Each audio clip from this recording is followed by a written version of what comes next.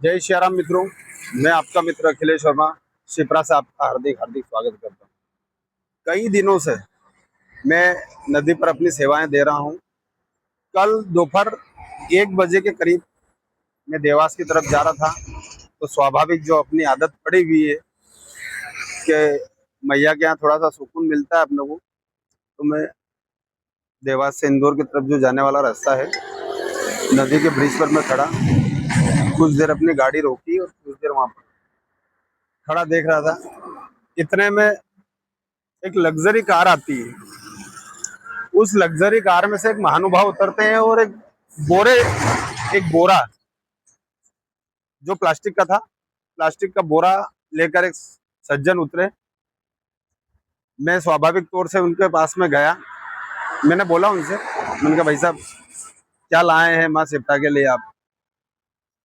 तो उन्होंने बोला कुछ पूजा पाठ का सामान है। मैंने कहा मैं जरा देख सकता हूँ।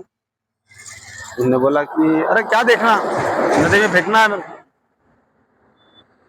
मैंने उनसे जिद करी कि नहीं भैया मुझे देखना है। आप यकीन नहीं मानेंगे, उसके अंदर इतनी पन्नियां, इतनी गंदगी भरी हुई थी।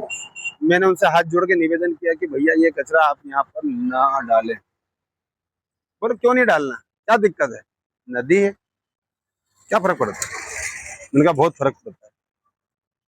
मैंने उनको नहीं डालने दिया। अभी मैं जब सुबह यहाँ पर आया तो 3 सज्जन वहां पर रुके, मैया के हाथ जोड़े, जूते निकाले और बैठ गए।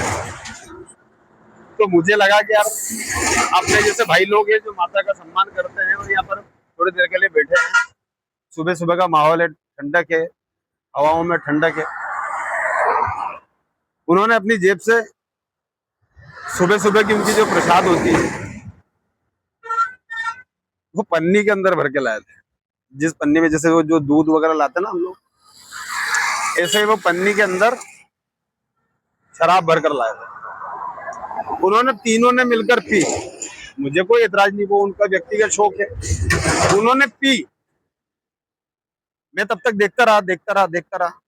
जब उन्होंने पीकर खत्म कर दी, तब उन्होंने पन्नी को ऐसे फोल्ड करा और जैसे ही वो फेंकने लगे, मैंने कहा भैया आप पन्नी नहीं डालो।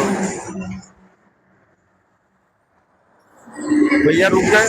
फिर उन्होंने पन्नी को ब्रिज पे फेंक दिया। मैंने कहा ब्रिज पे भी नहीं फेंकना है, इसको आप जैसे लेके आया था ना वैसे आप लेके चले। उन्होंने उठा ली, अपनी जेब में रख ली। पर आप मानसिकता देखिए, शराब आप लाकर नदी पर पी रहे हैं और जो गंदी पन्नी है जो आपने झूठी कर दी, उन्होंने पन्नी से पी थी, उसको आप माँ सिप्रा में फेंकने जा रहे थे। अगर मैं नहीं रोकता, अब ये अज्ञानता हमको कहाँ तक ले जाएगी और हम कैसे इस प्रकृति को बचा पाएंगे? आप मेरे पीछे देख रहे हैं बादल, नीचे पानी।